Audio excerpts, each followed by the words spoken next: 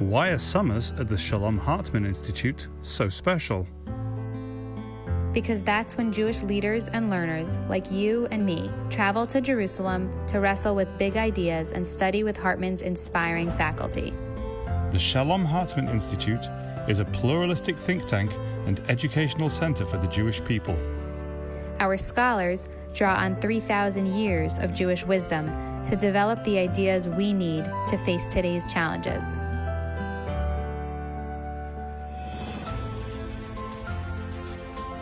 This summer, the pandemic has prevented us from traveling, but it doesn't prevent us from learning together. Welcome. Join hundreds of Jewish leaders for All Together Now, a month-long celebration of ideas from the Shalom Hartman Institute. From now until July the 23rd, come learn with us in this moment of crisis and opportunity.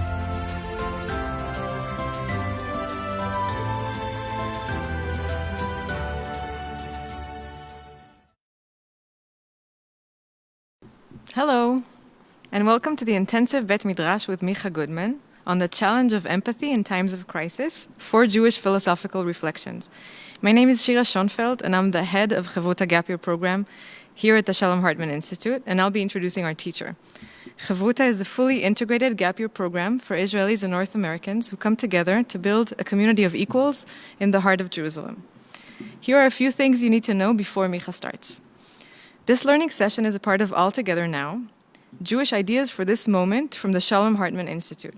The Shalom Hartman Institute is a pluralistic think tank and educational center for the Jewish people. We are so excited to have more than 6,000 people registered for this month-long celebration of ideas. That includes more than 1,100 rabbis, 900 educators, and 700 Jewish community professionals. We are also hosting major learning programs for teens and college students. A couple of announcements. For questions, Micha will be pausing to take questions during this intensive Bet Midrash. We encourage you to submit your questions in the Q&A feature of this webinar throughout his lecture. Panelists are the only ones who can view the questions. Also, the session will be recorded. The recording should be available on the session webpage within 24 hours. The only audio and video that will appear in the recording is that of our faculty member. If you haven't already, you can easily access the sources for this session on the same page that you used to open this Zoom link. Lastly, at the end of the session, you will be invited to complete a brief survey about your experience. Your feedback is very important to us. Now, without further ado, I am happy to introduce Micah Goodman. Shalom, everyone. So, they call this an intensive Bet Midrash, and it is very intensive. No introductions. I'm jumping right to it. Empathy has many definitions. I'll be working with the definitions of Simon Baron-Cohen, Daniel Goldman, and Peter. I don't pronounce his name correctly. And Peter Bazalgette, which wrote the great book Empathy Instinct.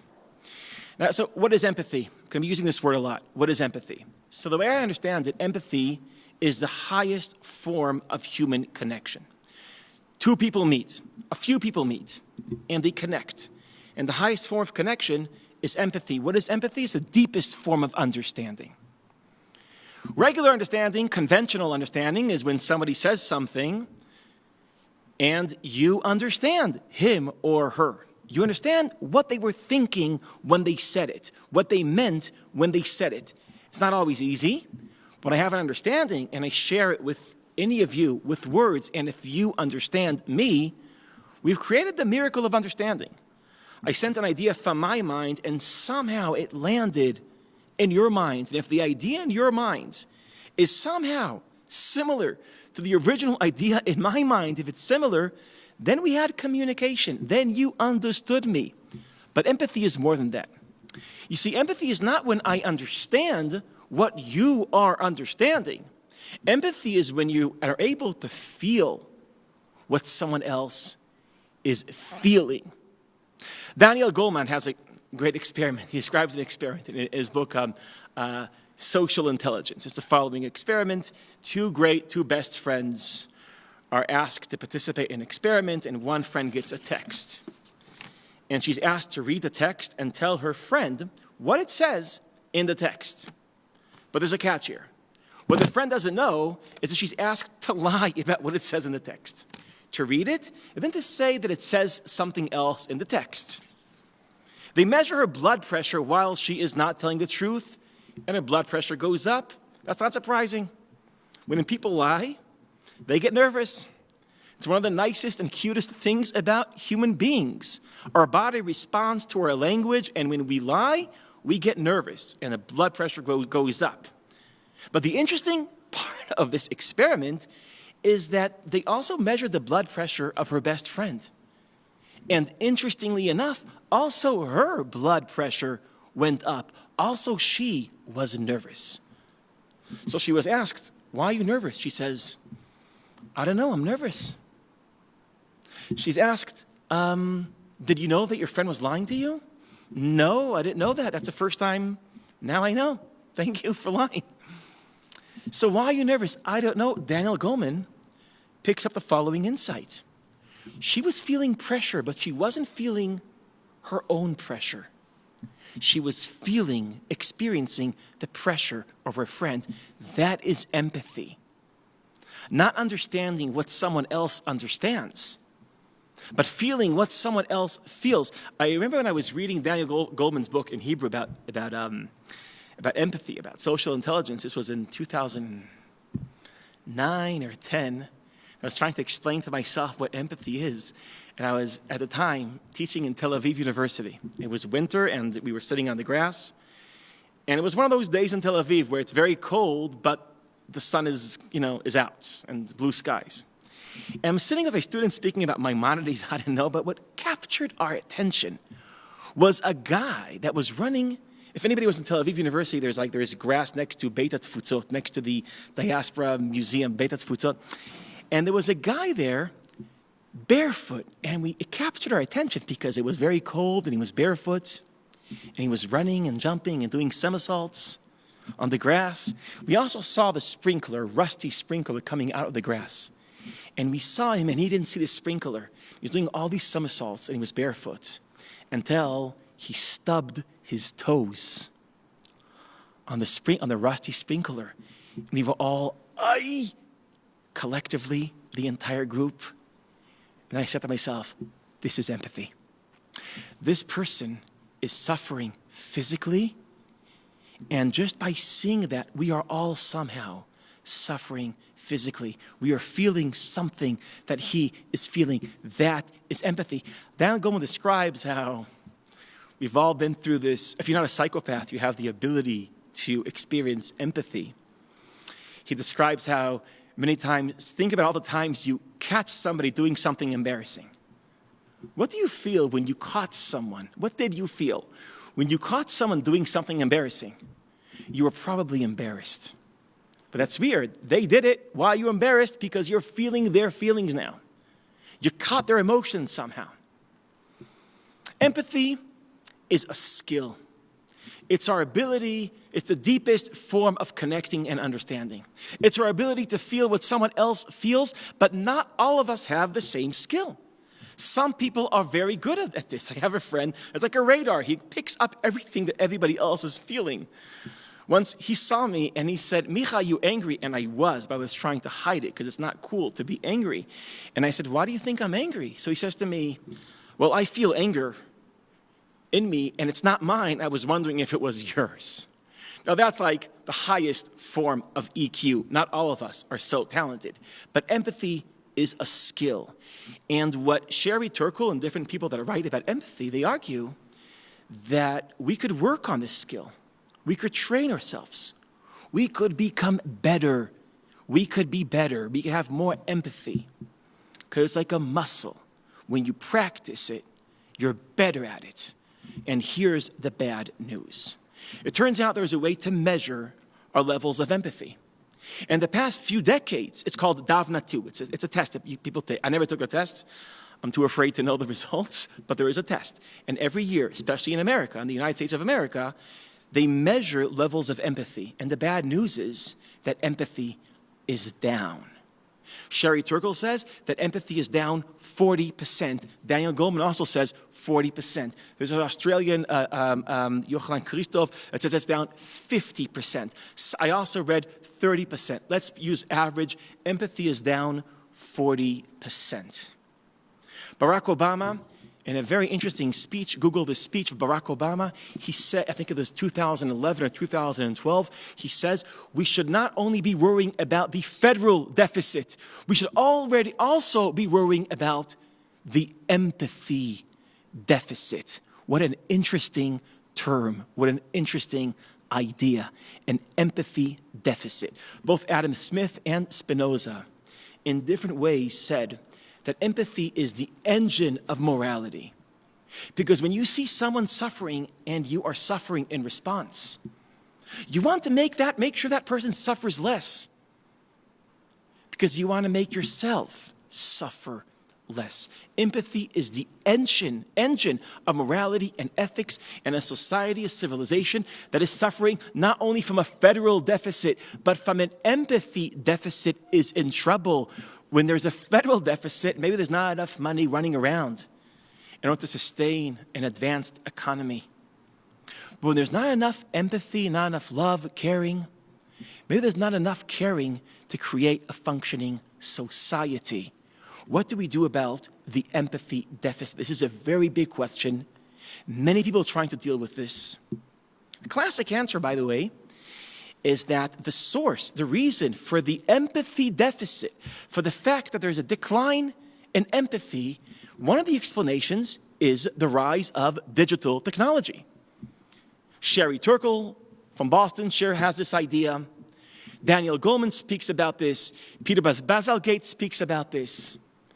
That, you see, and there's different explanations. How do you link digital technology to lack of empathy or to empathy shrinking? And one of the ways that Daniel Goldman creates this linkage, I think it's I'll just go into this just for a bit. I think it's very interesting. Goldman argues that a precondition for empathy is paying attention. And he shows many experiments that prove this. If you're walking down the street and there's somebody suffering on the side of the road, in order to somehow feel their pain, you have to pay attention to that person. The greatest predictor for empathy is not being distracted. It's not your education, it's not your religion, it's not your belief system. It's just not being distracted. It's when you're walking down the road and you're not distracted and your mind is open, you might pay attention to someone suffering and you'll feel a part of that suffering that might motivate you to go out of your way and help that person. So a precondition for empathy is giving someone your undivided attention. But there's a problem in the world, right? We all have in our pockets machines that are literally designed to distract us. They're designed by gigantic companies to grab our attention. And when we have machines that constantly distract us, constantly grab our attention, let's put this all together. If attention is a condition for empathy, a world where we have less attention is a world where we have less empathy. Meaning the attention deficit that we're suffering from because of digital technology generates an empathy deficit. That's 1 out of 4 explanations that I want to present today. In Israel, this is kind of evening. For many of you, it's the morning, I think. Or afternoon, right? 12-ish, depends where. That's one explanation for why is empathy going down. That's the technological explanation. But I want to now go deeper into other explanations and see how ancient Jewish ideas and sources could help us think about this and deal with this. Besides the technological explanation I just shared with you, I want to share a tribal explanation, an ideological explanation, and then finally a political explanation. And we have a lot to establish. I have a lot to think about out loud here today with all of you. And thank you all for joining us. I hope I'll make it. I hope I'll make it till the end. I would like to pause in the middle to ask for questions. But I'll have to make a decision while we're on the run to see if we have time to take questions to help you all process what we are doing.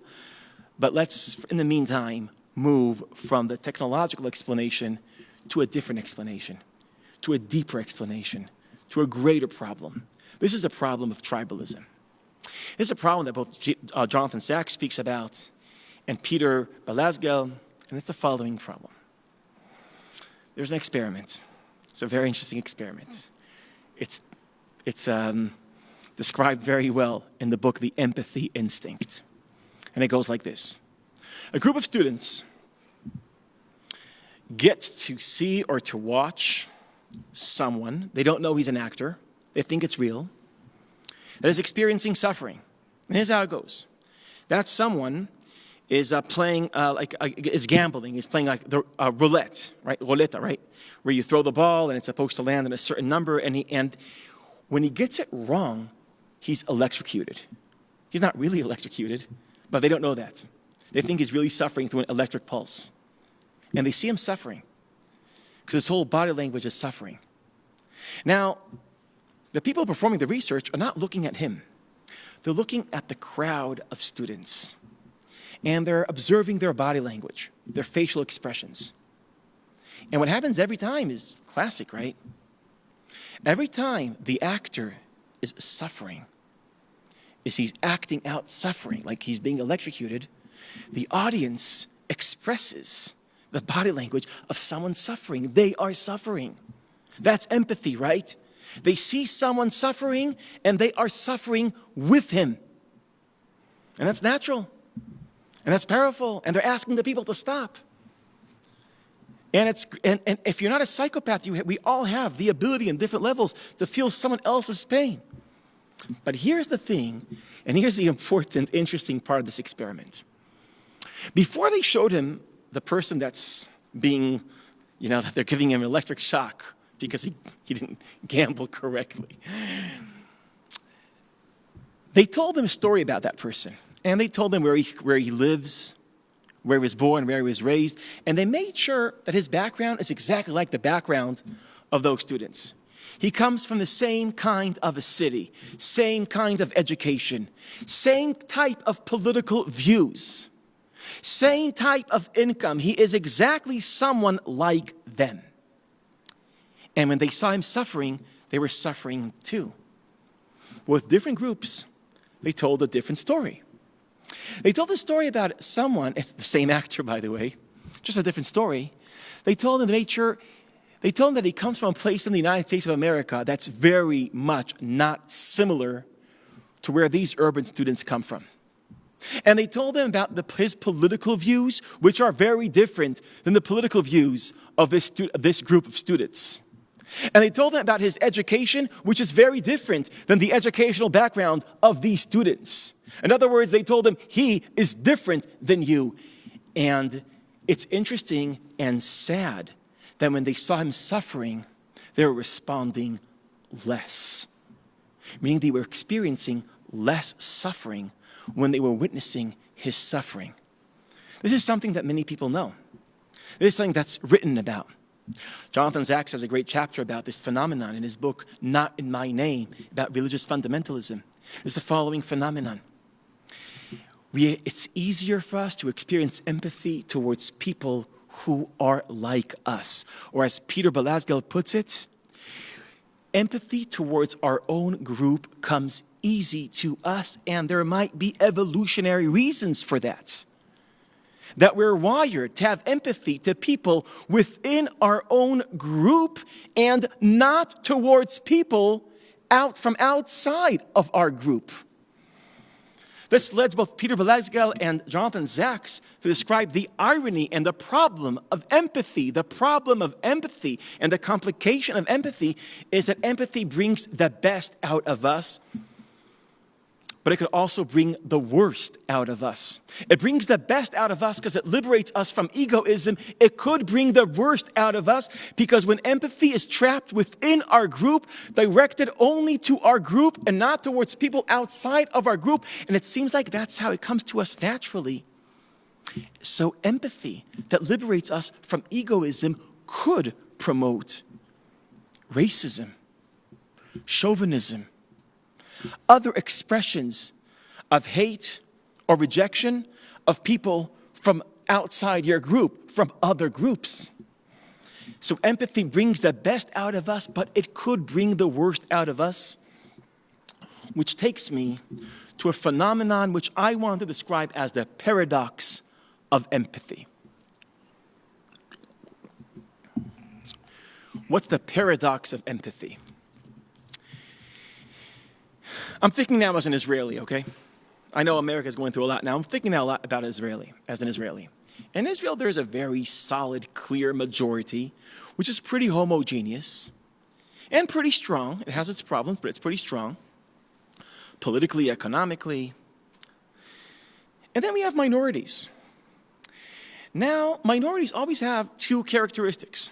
One, they are weaker, more desperate, more vulnerable than the majority. That's one characteristic that minorities, not always, but many times have. They're weaker and more vulnerable. Two, they're almost always very different. They have a different accent. They come from other places, other belief systems. They are different. I want to remember the experiment, that empathy. We have less empathy for people that are different from us. We have less empathy towards people from other groups. That seems like it's almost natural to us. But here's the problem.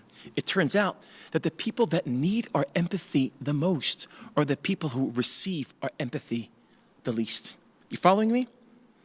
If this was a live audience, I would have known if you're understanding me. So let me just say this again in a different way. Because they are weaker, they need our empathy. But because they are different and strange to us, they don't always have our empathy, which means the people who need our empathy the most are many times the people that have our empathy the least.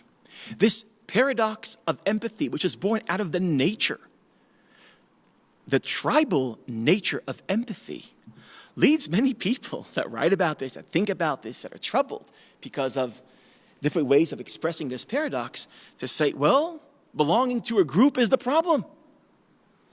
If your devotion to your group and your love to your group blinds you towards people from outside of your group, then belonging to a group, if it's a tribe or a nation or a religion, that somehow traps your empathy and blocks your caring within the group, and it could make you mean to people from other groups, then just belonging to a group is the problem. Tribalism is the problem. Nationalism is the problem. Belonging to a tradition, to a religion is the problem. The antidote is, as John Lennon put it, no religions, no boundaries, belonging to humanity. The antidote is universalism.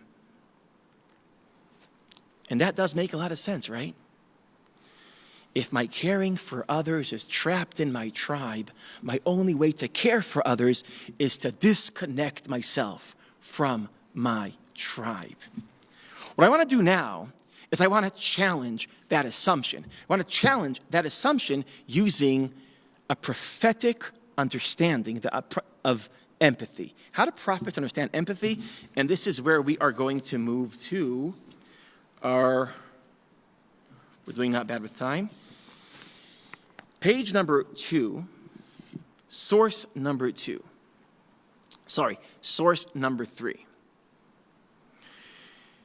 Veger, you could read this in English if you want. I'm going to read it in Hebrew. One, I don't know how to read in English. I always get the words. By the way, this is a good, if there's anybody listening to me for the first time out of the 1,000 people that are online with us, so usually when there's a real audience and I don't pronounce the words in English right, so the audience helps me out and corrects my grammar. Here I'm all along here. So just when you're out there and you feel like I'm getting a word wrong, so have some empathy for the Israeli on this side of the camera. So, Veger lo tilchatz, ve'atem yeda'atem et nefesh hager, כי גרים הייתם בארץ מצרים. You should know the feelings of the stranger. I think he's saying you could feel the feelings of the stranger. Why? Because you yourself were a stranger in the land of Egypt. This idea that we have the ability to have empathy for strangers, for slaves, for people that were weak, because in our past we ourselves were minorities, strangers, slaves, weak. This is probably the most dominant idea in the Torah. It appears and repeats itself 36 times in different versions. And this is how this has everything to do with the relationship between the biblical story and biblical memory. Let me try to explain this point. The biblical story, the broad biblical narrative is, as you all know, it's a story about slaves escaping Egypt, wandering the desert, entering Canaan, entering Eretz Israel, building a monarchy, expanding the monarchy. It's a story about people that were powerless that become powerful. That's the story. Now, it's interesting that our founding story is about a powerless people becoming powerful. Because that's the story, but that's not what Jewish memory is about.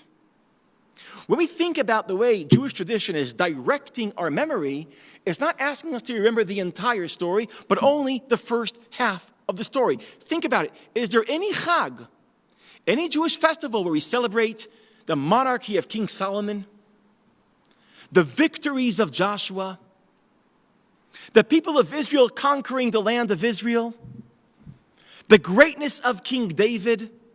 No. All those parts, all those chapters, we could read them, but we don't celebrate them.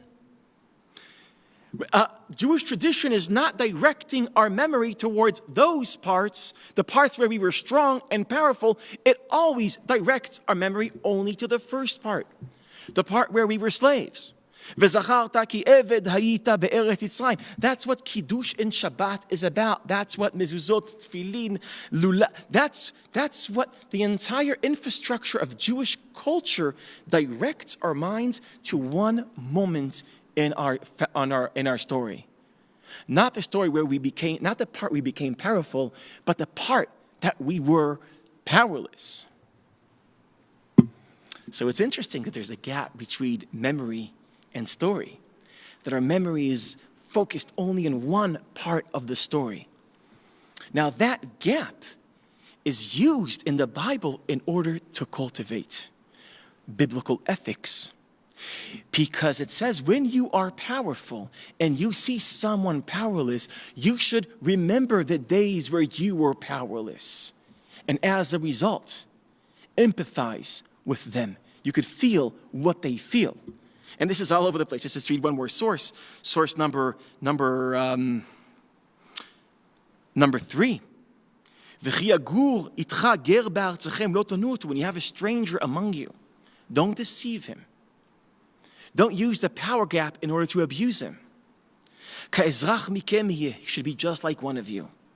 And now there's an amazing verse here. You should love him just like you love yourself. You should love the person that's different, radically different from you, a different body language, different accents, different religion. He's different than you, and you should love him just like he is. He or she is you. Why? What's the move here? When we remember that part of our story, then every stranger is a part of our story. Here's the move. Memory is about shrinking the distance between us and our past. That's what we do in Passover. It should feel like just yesterday we left Egypt. It's fresh memory. It was yesterday. That's what memory, that's what Jewish tradition does.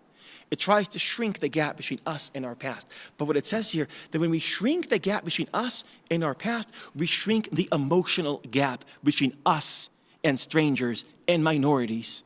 The more connected I am to my past, the more connected I am to people who are different than myself. And there's two takeaways here.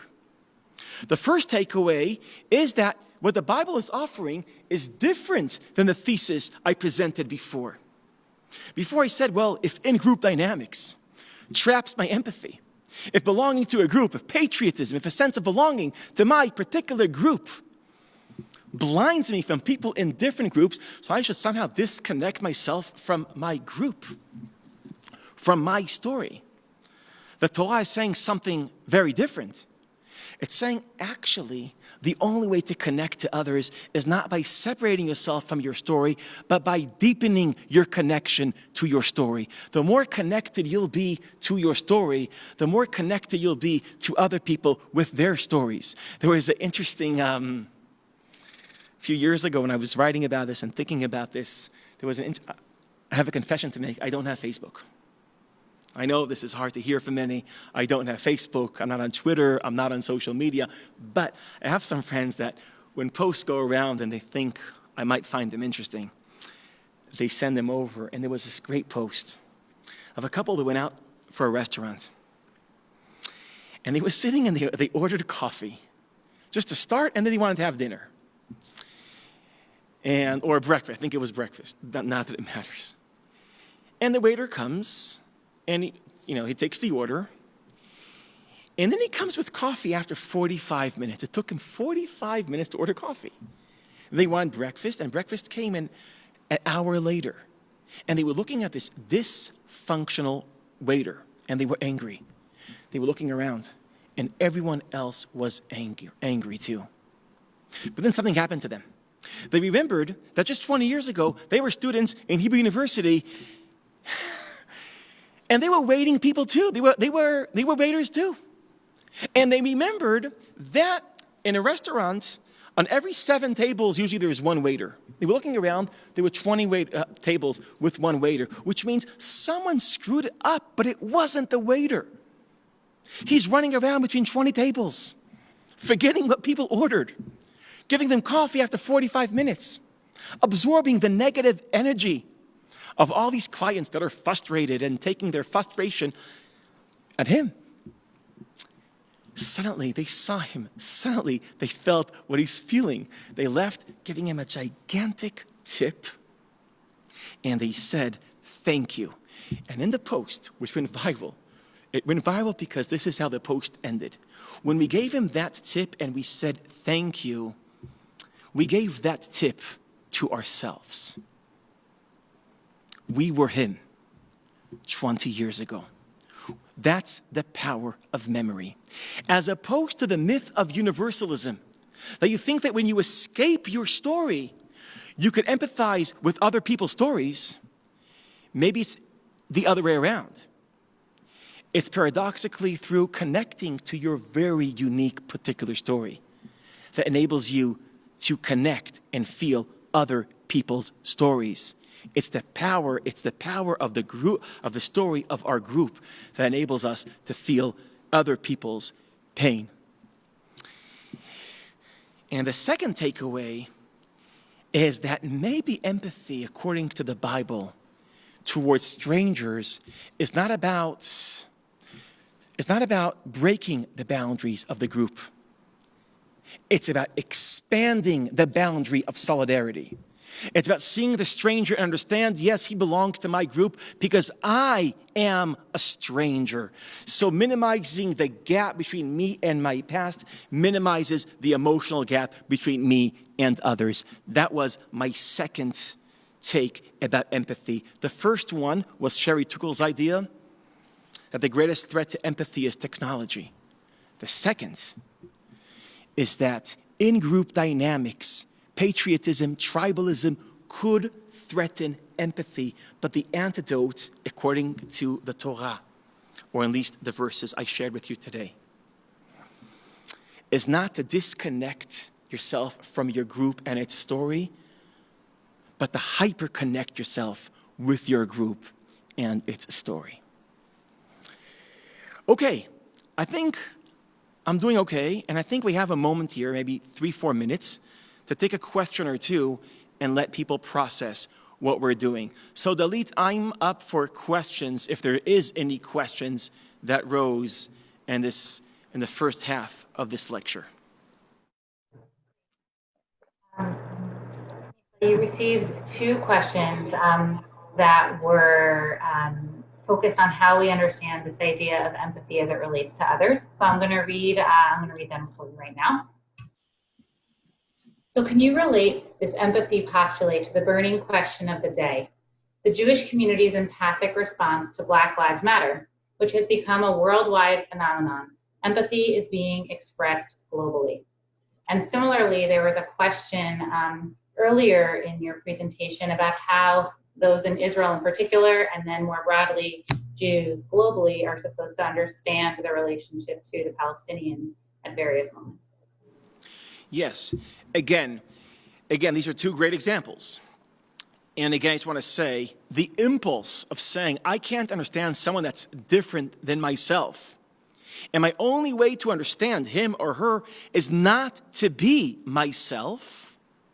I think the whole biblical move is the other way around. I could only understand someone else's story not by being less connected to my story, but by being more connected to my story. And I feel like, at least in Israel, our ability to connect to the minorities in Israel, so you mentioned the Palestinians, some people say it's by blurring my Israeliness, weakening my connection to my nation.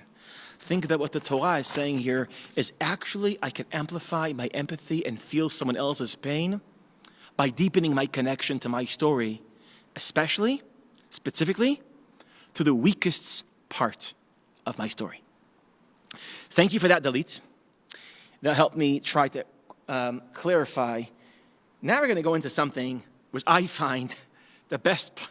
I'm not the one to judge my lecture, but I think this is going to be the most important part of the lecture. I'm moving now into the book of Job.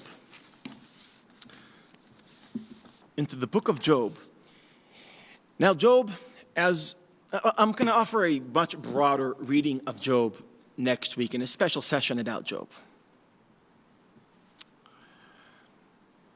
But Job was a person that is misunderstood by its readers, and it's also many times misunderstood by the heroes of the Bible itself, like we will see. So please turn to page 5, source number 7, right? And we're not going to read the entire introduction to Job, but there's one line I want to read. Verse number 1. Ishaya be'eretz Uz, there was a man in the land of Uz named Job. Vaya isha hu tam v'yashar v'yare Elohim v'sar mera. It's translated here, tam, as blameless. Tam is more than blameless. Tam is perfect. Se tamim ben shana, a lamb that is tamim means as flawless. It's perfect, has no problems. Yareh Elohim, he was fear of God. Vesar mera. Sar mera means he avoided anything that was bad. He was perfect. Now I have a question to all the people that tuned in this morning. Which biblical figure was perfect? Never sinned. Never got anything wrong.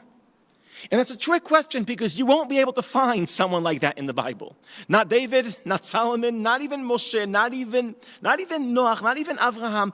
Everyone has a problem. Besides Job, he's a very unique biblical figure. He was Ishtam, V'yashar, V'yere Elohim, V'sar mera. And then bad things started happening to Job. Very bad things. First of all, he lost all his wealth. Everything that he owns was destroyed and lost. Then he lost all his children. 7 boys, 3 girls, all his 10 children die. Then he gets very sick. He has shchin, he gets very sick, and his body stops functioning. After these 3 catastrophes that happened to him, where he loses everything, his 3 friends come to comfort him. I want to see how his friends respond to him. I'm moving now to page 7. Page 7, verse 11. וישמעו שלושת רעי איוב את כל הרעה הזאת הבאה אליו.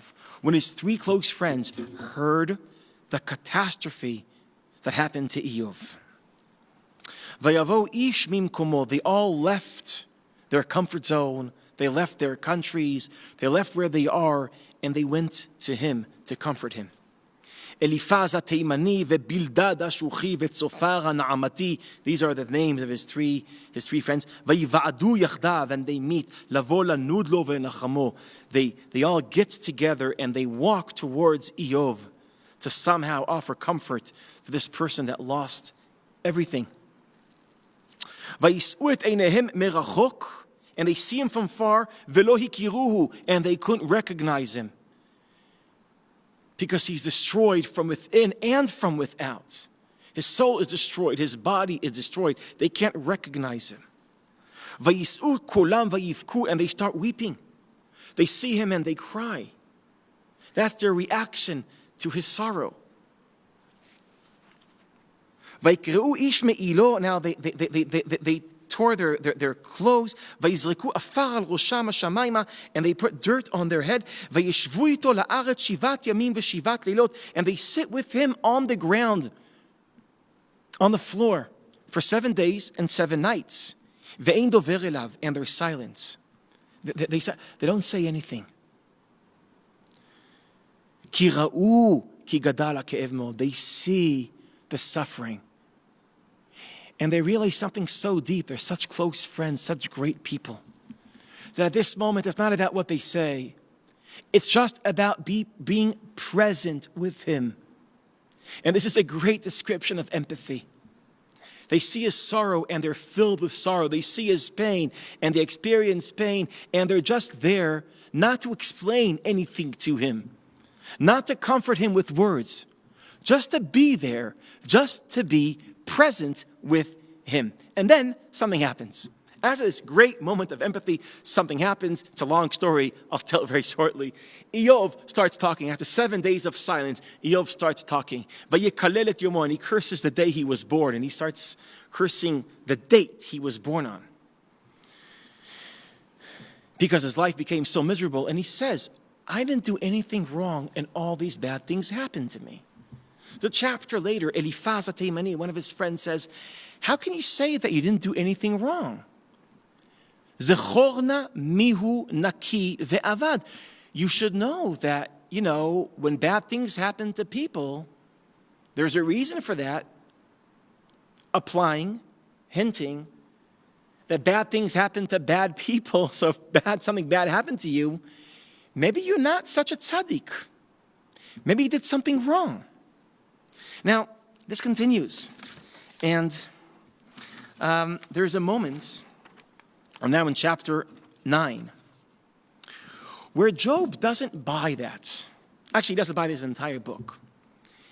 And he insists that he is a tzaddik. He insists that he's a good person. He insists that bad things happen to him, but he's not a bad person. He insists. And he describes his biography.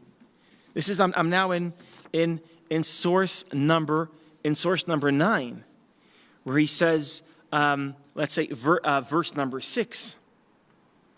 Vayashkileni b'moznei tzedek. If God would weigh my behavior with the weight of my good deeds versus my bad deeds, b'moznei tzedek. Vayeda Eloha tumati. God will know that I am a tam. God will know that I am righteous. God will know that I always did everything right. Vayeda Eloha tumati. I think this is a very powerful line in the book of Job. Vayeda Eloha tumati. Because there's something that us readers, that we know about Eov, that Eov doesn't know. We know what God thinks about him. We know what the book of Job thinks about him. We know he's described as Ish Tam, ve'yashar ve'yere Elohim ve'sar mera. God thinks he's tam. And Iyov says, if God would weigh my behavior, vayeda Eloha tumati, he would know that I am a tam, that I am blameless. Then he goes on to describe in verse 13 his biography and his behavior before the catastrophe.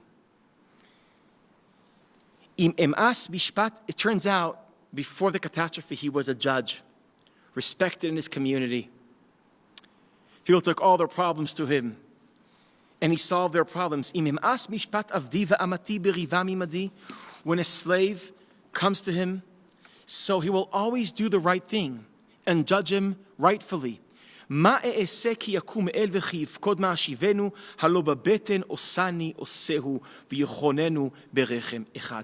though there's a social gap between me and the slave, I always remember there's no metaphysical gap. This is the greatness of Iyov, because we were all created by God. He realizes that social gaps don't mean natural gaps, which enables them to have real empathy towards the weakest people in society. This is Iyov, and he goes on and describes his own greatness. And I'll stop here because I want to see, this is how Iyov sees himself as a tzaddik. We know he is right. The book of Iyov itself describes him as a tam. But how do his friends react to him? They start saying, you must not be a tam. And here I want to go to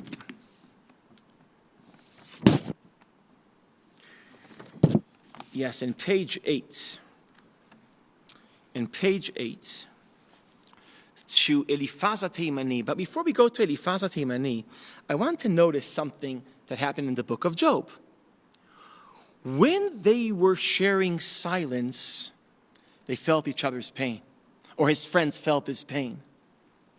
But now that they're trying to explain reality, now they're blaming him for not being such a good person. And he has to protect himself, saying, I am a good person. And he's so offended when they hint that he might not be a good person. He says at a moment, Echai bagdu bi kmo nachal, my brothers betrayed me like a river. It's a complicated metaphor, like in a hot day. You go to a river to drink, and there's no water in the river.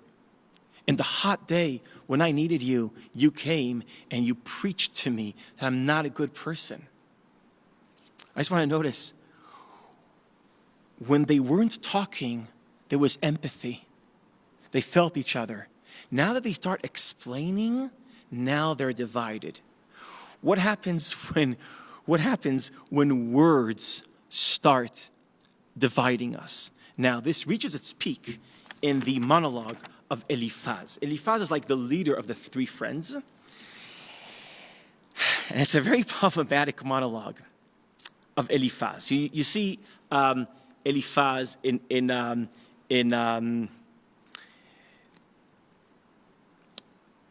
page number 8. Vaya'an Eliphaz HaTeimani vayomar. I'm skipping here to verse 5. Verse 5. He says, Halo ra'atcha rabba ve'ein ketz le'avonecha. You are so evil, Job, and there's no boundaries to your sins. This is what Eliphaz says to Job. There's no boundaries to your sins. Ki tachbol achicha chinam. You're corrupt, and you abused your brothers. Ve'bigdei arumim tafshit. Lo mayim ayef tishke. It's as exactly the opposite of the way Iyov describes himself as a person always that cares for the poor. Eliphaz says, you were robbing the poor. You're corrupt. You took food from mouth of poor people. That's what Eliphaz says that he does. And Eliphaz goes on and on. He has a theory that Job does that because he suffers from hubris and arrogance, and he thinks God doesn't see him, which enables him to behave the way he always behaves towards widows and poor people. Why is Eliphaz saying that? And I think we know why. Because Eliphaz is wrong. Iyov is not corrupt. Iyov always has empathy for the weak. He doesn't abuse his power. Why can't Eliphaz see the truth about Eov? And I think we know the answer. The book of Job tells us the answer. It's the following answer. Eliphaz has a theory, and it's the following theory. It's a theory of the Bible itself. Here's the theory. God is fair. God controls the world. Therefore, the world is fair. Therefore, when you are good, good things happen to you. When you are bad, bad things happen to you. There's a symmetry between your biography and your destiny. Because God is fair, God controls the world is fair. And when that's your theology, and you look at the world through that theology, it's easy to see that if Eov, bad things happened to him, he must have been very bad. And Eliphaz is interpreting Eov's biography, and he's seeing the worst in Eov. He's reading into Eov things that don't exist in Eov. What happens when the theology blinds us? What happens when theology doesn't enable us to see the people that are in front of us? But it's not only theology, it's actually any ideology, any theory we have about the world. We use words and categories to explain the world, and we impose our theory on the world that blurs our ability to see the people in the world. I was thinking about this today. I was asking myself,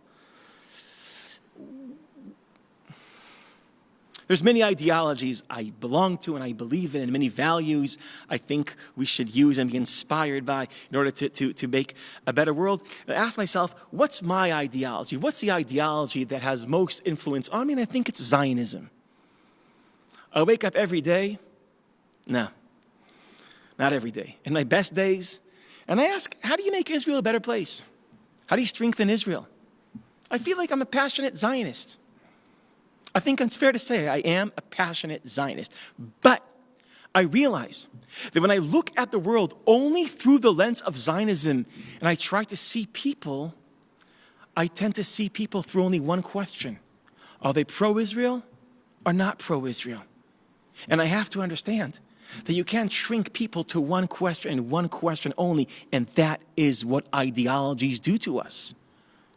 Ideologies that help us explain and understand the world block our ability to see the people in the world. Zionism could do that. Feminism can do that.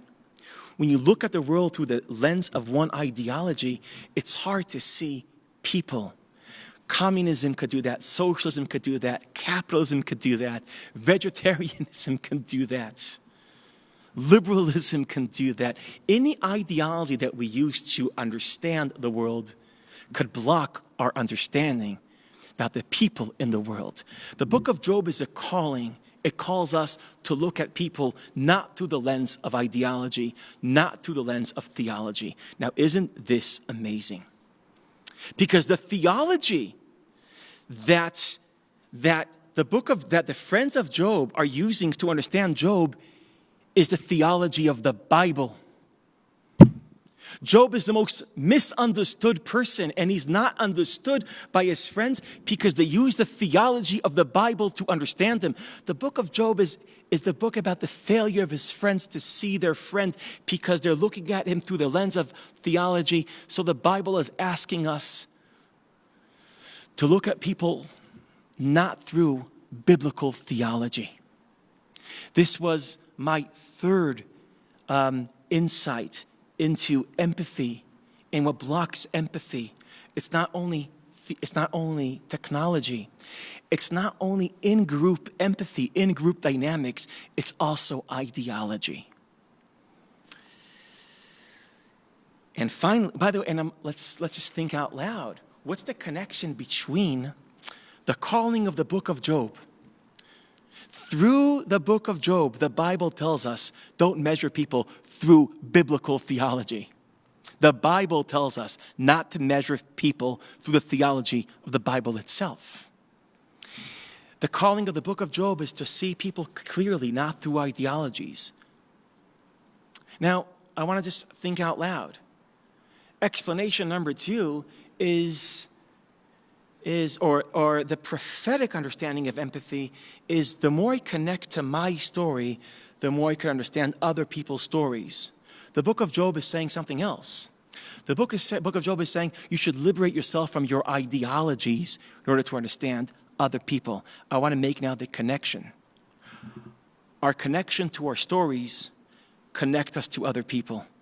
Our connection to ideologies could separate us from other people. Our stories connect us. Our ideologies separate us. Connecting to your particular unique stories could help you understand other people's stories, but connecting to your particular unique ideologies could blur your sight, your vision, and your understanding of other people. Which takes me to the fourth boundary, the fourth challenge to empathy, which is political polarization. And here I'm using the work of Robert Putnam, which writes a lot and lately speaks a lot, Robert Putnam from Harvard, about political polarization. What is political polarization? I think the best understanding of political polarization is when a political conversation collapses. You see, what's a healthy conversation? A healthy conversation is between two people that are wrong, right? I think you're wrong, you think I'm wrong. That's how a conversation, a healthy, functioning conversation begins. But what happens when I don't think that you're wrong? What happens when I think that something's wrong with you? That's when a conversation collapses. Now, why do I think something's wrong with you? Not because anything you've done, but because a thought that you have. Something's wrong with you because that is your opinion. Now, political polarization, the way Robert Putnam puts it, is when we hate other people just because of their political views. So Putnam argues that when you measure political polarization and hatred, and when the reason for hatred is the other side's political views, so he measures polarization, and Putnam argues that the level of polarization in the United States of America today is higher than it ever was in the entire 20th century. It's nice. You're breaking a record. The last time that level of polarization was measured was in 1860. This is Robert Putnam. I don't know if he's right or if he's wrong, but there's something happening in America. There's something happening in England. There's something happening in Brazil. I know this because my book, Cast 67, is going out now in Brazil, and politics is very, very polarized. And there's something happening in Israel too. Why is politics so polarizing? But when politics is so polarizing, it's almost impossible to experience empathy. And some people in Israel wrote about this. And it's like, people have a tendency to listen to somebody with an opposite political view and see that view as threatening to them, as damaging them. And as a result, they feel victims of that worldview. The problem is, not only you feel like you're a victim of the other person's worldview, also they feel like they're victims of your worldview. And here's something interesting about empathy. It's almost psychologically impossible to have empathy for someone that you experience yourself as their victim. But in political polarization, both sides feel like they're the victims of the other side. Therefore, empathy is lost. And I want to remind yourself, when we think about political polarization, where both sides see each other as dangerous and damaging, therefore we're victims of each other. I perceive myself as your victim, and you perceive yourself as my victim. And since victims can't experience, I have a hard time experiencing empathy towards a person that's threatening them, empathy is lost. And I want to remind ourselves of this classic Hartman Torah, of the model of the Talmud. The model of the Talmud. So, Talmudic Judaism expects Jews throughout generations to do two things. One, to study Talmud. The Talmud really wants us, it demands from us to study Talmud. Two, it hopes and expects us to obey the law, halacha. Now these are two different expectations, to study Talmud and to obey halacha. What happens when you combine them? Well, here's what happens. There's something interesting about the structure of the Talmud. The structure of the Talmud, as Moshe Halbertal wrote about this and observed, the uniqueness of the Talmud is the following, is that in the Talmud, you always find an argument. When you try to ask what Jewish law is, don't open the Talmud, because in the Talmud, you won't find the law, you will find an argument about the law. Where Rabbi Akiva says, this is the law, and Rabbi Ishmael says, no, that's not the law. This is the law. Hillel has an idea about the law. Shammai has a different idea regarding the law. As Moshe Halbertal puts it, the paradox of the Talmud is the canonization of a disagreement. Now, as he notices, as Halbertal writes, roughly the same time, the Romans also canonized the law. When you open the Roman canon, you see laws, not an argument about the law. It's possible Roman scholars had arguments about the law, but that was edited out of the text. What you're left with is the law itself. The Talmud is the other way around. There is conclusions to the argument, but almost always the conclusions are edited out of the text, and what we're left with is the argument itself, the canonization of a disagreement. That's the Talmud. Now what does it mean you obey the law and you study Talmud? The law is always according one side of the argument. Like between Hillel and Shammai, who is halacha according to? Almost always Hillel. Now, Abaye v'Rab, so there's always someone that halacha is according to him. So what does it mean when I obey halacha and study Talmud? It means that I study opinions that I'm not allowed to live by. That's what happens when you put obeying the law and studying the Talmud together. It means that your intellectual life is larger than your practical life. We are living according to Hillel, but we are studying and reading and understanding the positions of Shammai. We are commanded to listen to voices that we are not allowed to live by. That Talmudic model, that gap between our intellectual life, that has to be more broadened than our practical life. Imagine someone is progressive and liberal in your actions, in your political activism, but you read books written by conservatives, and you listen to podcasts by interesting Republicans. That would mean that your intellectual life is larger than your practical political devotion. And vice versa. Imagine a right-wing conservative that is very curious about the position of liberals and Democrats and reads books and podcasts and YouTubes and TED Talks, that his or her intellectual life is larger than their practical life. That is the model of the Talmud. That's what happens when you study Talmud and obey halacha. Your practical life is narrow. Your intellectual life is wide. Now that biblical model naturally creates, not biblical model, Talmudic model, creates very specific Talmudic heroes. If you'll move to the last source,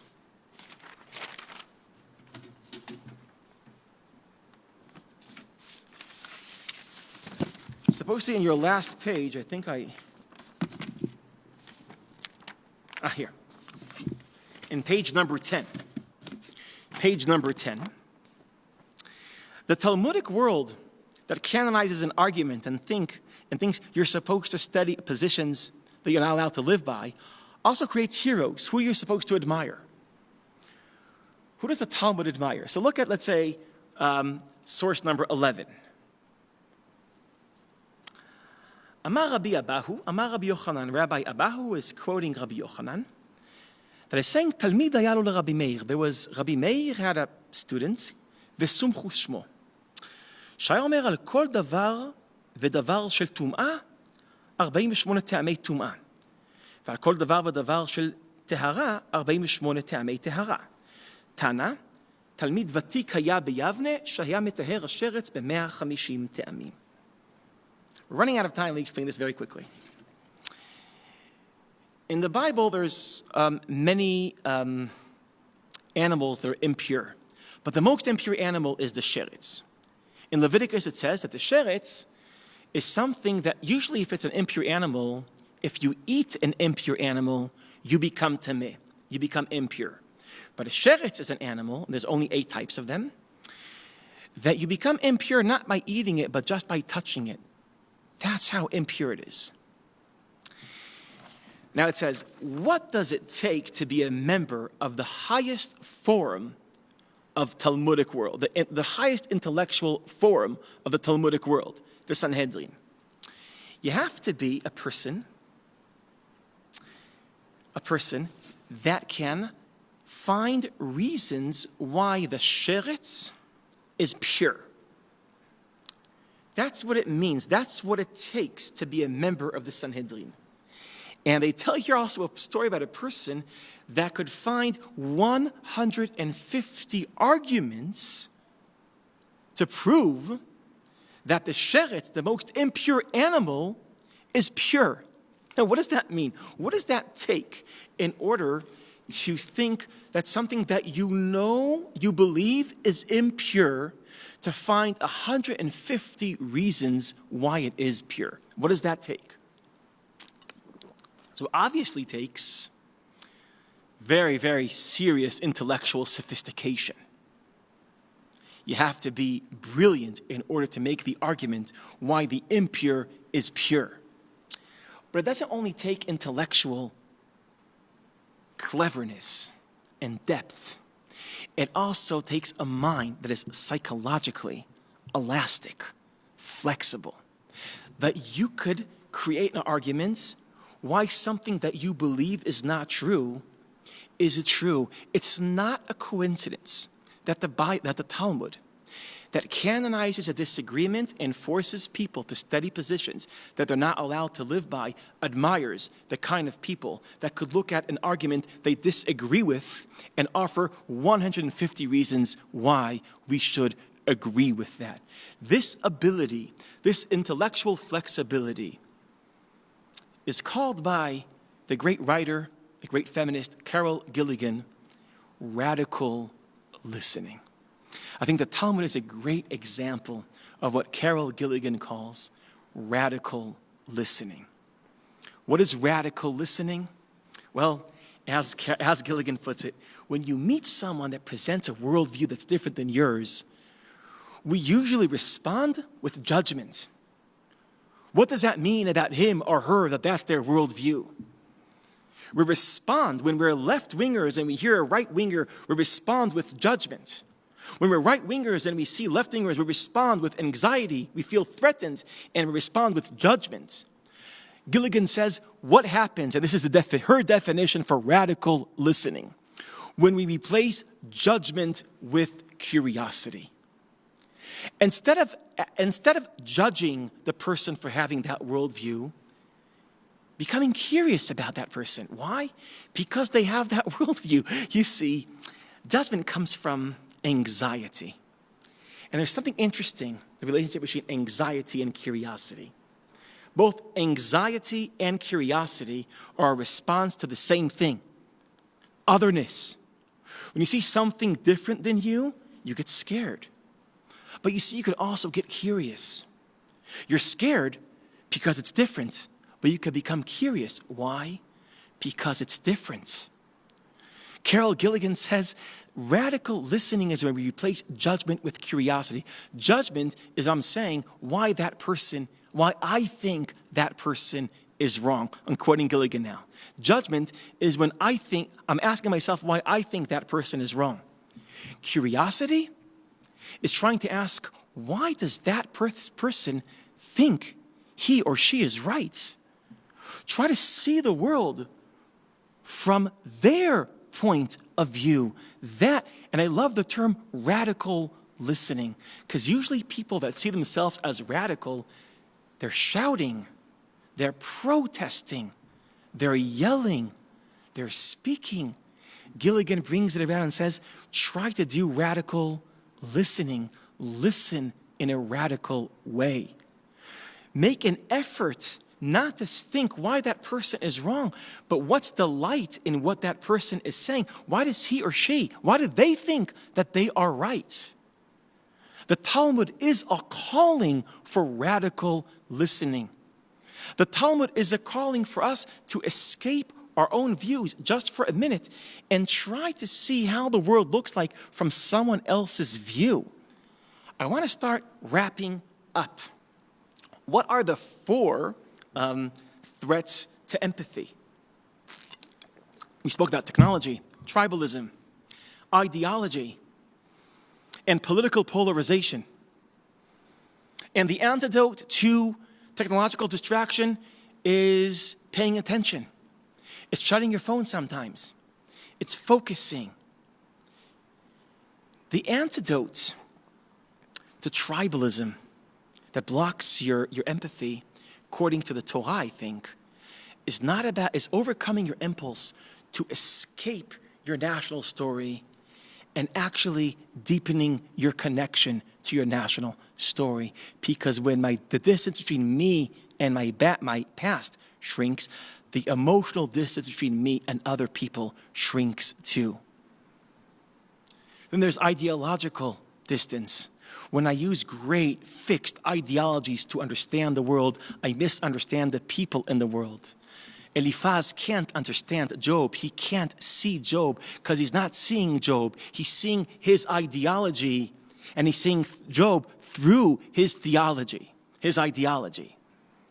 And finally, political polarization.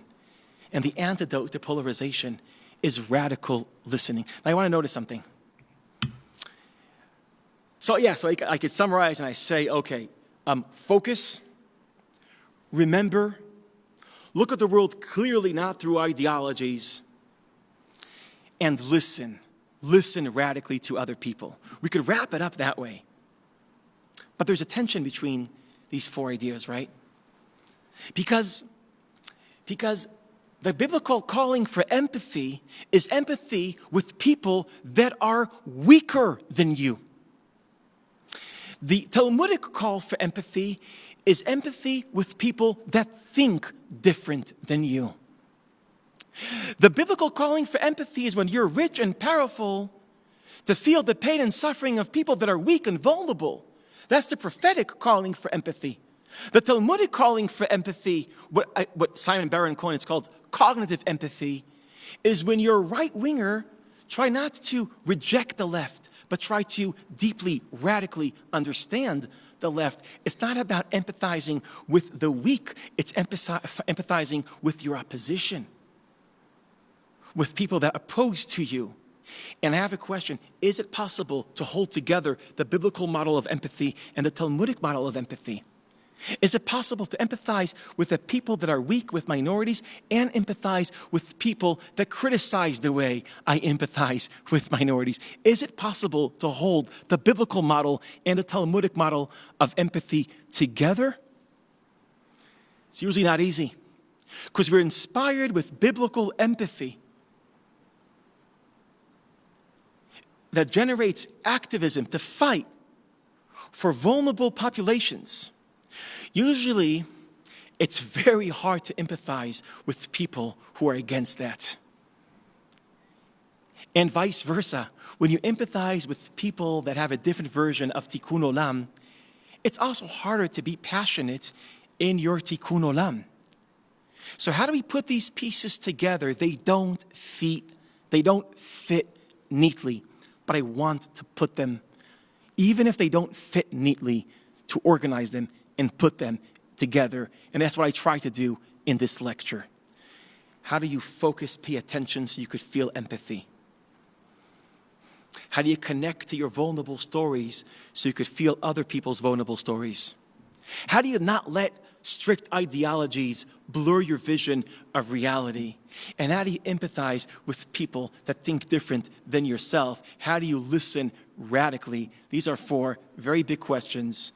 I'd like to wrap it up now and open this up to all of your comments and your questions, and we still have 10 minutes left. Yes, Dalit, I'm all yours. Great. Thank you so much, Micah. You got so many comments, not just questions, but really comments, and such appreciation for the framing. And a couple of the most recent comments were actually requests for you to present those 4 ideas. So thank you for doing that at the end again. I'm going to ask a question, and in many ways, this question is one that you just shared, I think, in your reflections, but I'm going to pose it because several people asked a variation of this question to see if you had anything else you wanted to add, and then I'm going to get into a more difficult question or two. But one of the questions that was asked was, how can one develop empathy if their memory of the personal or the collective is one where they don't have that shared experience like the restaurant goer and the waiter do? So it's interesting. We have our personal stories always have vulnerable, weak moments in them. And our national story has vulnerable, weak moments when we were minorities and strangers and persecuted in Egypt. We also had other moments. We were powerful and prosperous when we entered Eretz Canaan. The Bible it's a story of a vulnerable people, powerless people becoming very powerful. But it's so interesting that usually what national celebration does, we celebrate the moments we became powerful, the moments that we achieved power. But the Torah always focuses our attention to our vulnerable moments, and 36 times it tells us why.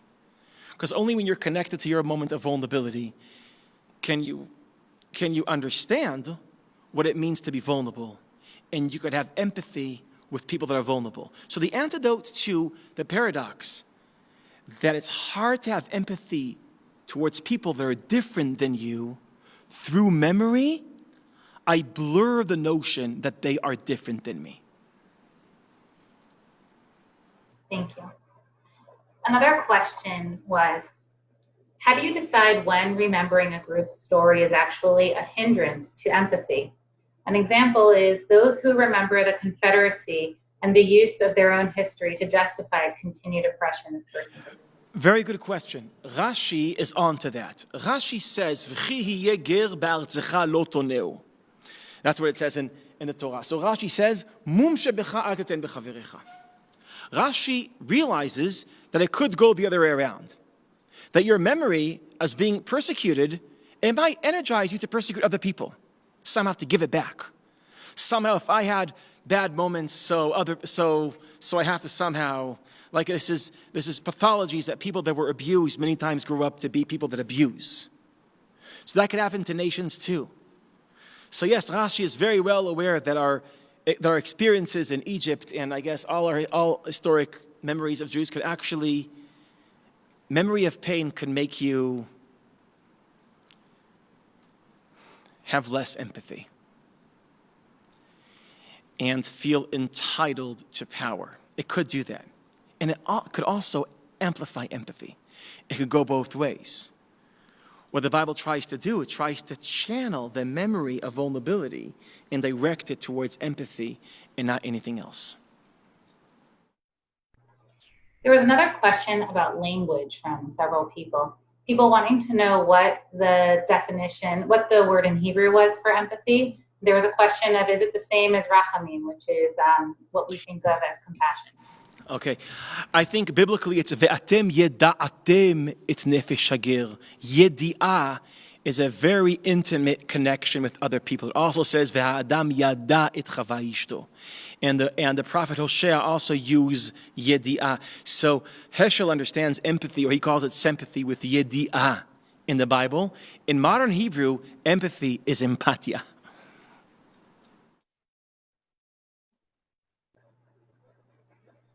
Another set of questions were about how minorities or those who are powerless are supposed to interact with the ideas and the frameworks that you put forward. How can minorities or the powerless empathize with the majority or the powerful? Another question was, where does fear come into play? How can you love your neighbor if you perceive your neighbor is filled with hate toward you? It's a very good question. I think that many times the greatest challenge is how can you have empathy towards people that you're afraid of? And that's actually the problem of polarization. You feel afraid of people from the other camp, from the other side. You feel they're dangerous. You're afraid of them. And it's very hard to empathize with them. And Dalit, I don't have any good answer to this challenge. I don't even know if I know how to deal with this challenge. How can you have fear, which sometimes you're supposed to have fear because it keeps you alert, because it protects you from threats, and at the same time, empathy? I only know one thing, and this is something that Carol Gilligan describes, and that is listening radically is transformational. If you think you could change people by shouting at them and yelling at them, usually people don't change when you preach towards them. People just become much, much more trapped in their ideas and the world. But as Carol Gilligan writes, there's nothing more transformational than listening, than radically listening.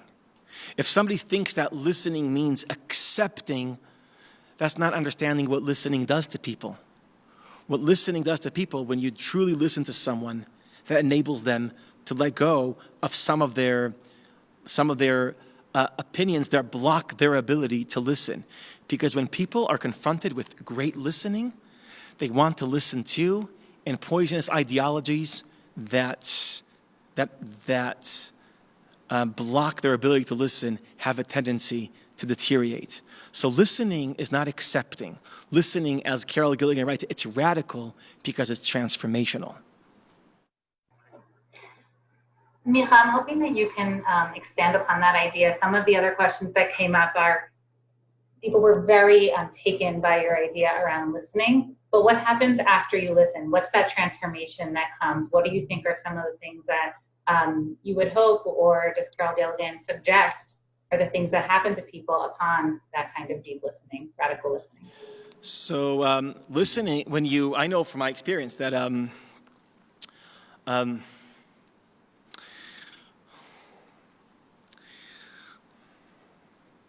I guess this is going to be the last question, right, Dalit?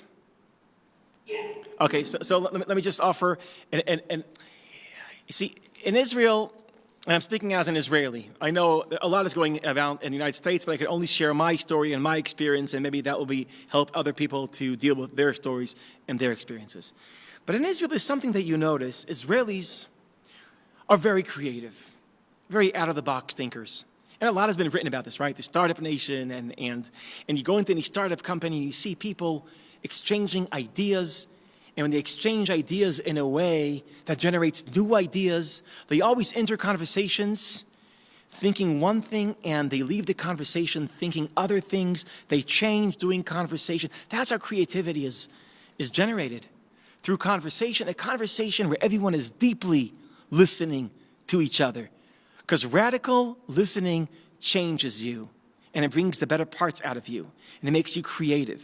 So as many of you know, I'm thinking for many years about the Israeli-Palestinian conflict. And at the same time, I'm thinking about the Israeli-Palestinian conflict. Many times I speak to groups that come to Israel. And there's groups now coming to Israel from all over the world, from China, from India. And everybody wants to learn the secret sauce of Israeli technological innovation. They want to go to startups and see the discourse and the listening and the openness and how Israelis generate new ideas and think out of the box. I have a friend, Kylie Lifshitz, that put it this way. She asked me, Micah, you speak to groups that come to Israel to learn about technological creativity. Have you ever seen a group that came to Israel to learn about political creativity? That group never came to Israel. No one comes to Israel to learn political creativity, and you ask yourself, why? I think here's the answer. When it comes to technology and innovation, we listen. When it comes to politics, we only preach. A world where there's no listening to ideas is a world that doesn't generate new ideas. And God knows that our only way to deal in a sophisticated, creative way with the Israeli-Palestinian conflict is for us to think about it differently, creatively. And the only way to do that is to be deep listeners. So here's a question. So yes, I think deep listening generates new ideas, and new ideas is what we need in order to deal with serious political problems. So listening is transformational for the people that you listen to. It's also transformational for yourself and for the world, because it's only through listening and not through preaching that new ideas are born. So yes, I think my vision, at least for Israel, dealing with the Israeli-Palestinian conflict, is that we get creative politically like we are creative technologically. And the only way to do that is to preach less and listen more. Do the Talmudic move of asking yourself, why, not only why are you right and they're wrong, the other side, but why does the other side think it's right? When you practice radical listening, so new ideas are born. And that's, I think, the most important resource that our politics needs today. Micah, thank you again for this incredible lecture, and thank you to the over 600 people who joined us today for this incredible conversation. Tons and tons of comments are coming in, Micah, just thanking you for this inspiring talk and reflections on what they gained from this experience. I wanted to thank you. I wanted to just take one moment to remind everyone that at the end of this program, there will be a survey that will pop up on the screen for those who can participate and complete it. It would be grateful to us. We'd be grateful for that. And we hope to see all of you over the coming days and weeks as we continue to learn during All Together Now.